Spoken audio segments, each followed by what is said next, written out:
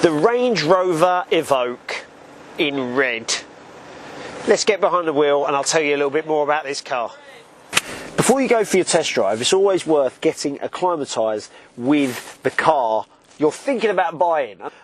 So this is a Range Rover Evoque. It's 2.2 litre diesel engine that powers this thing. It's got a good economy rate for something of this size. It's around about 47 miles per gallon.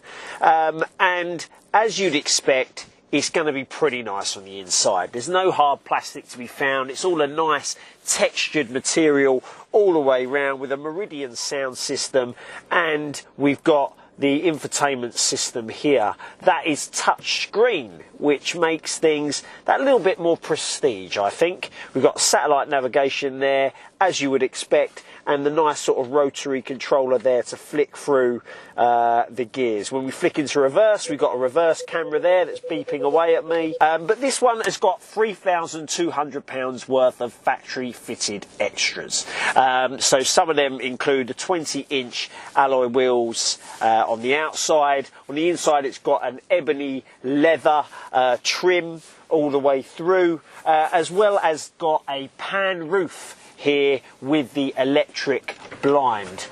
So first impressions when you're driving the Evoque is, I've been told before driving the Evoque, it's really pokey in here, it's really small compared to the Range Rover Sport and the Range Rover Evoque, etc. Well, it's a smaller car.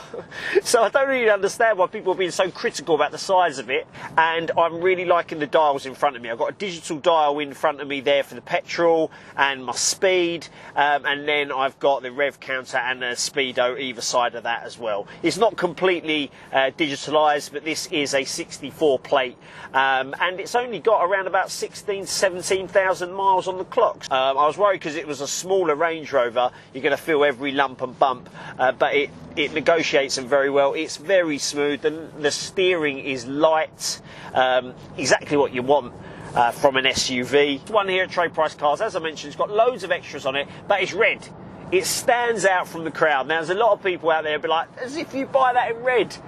I actually think it looks alright, because I've always said in my videos, I stay consistent, I'm quite liking the more outlandish colours. This one is up for £25,950, and what that looks like with a 10% deposit on the finance calculator is around about £350 a month.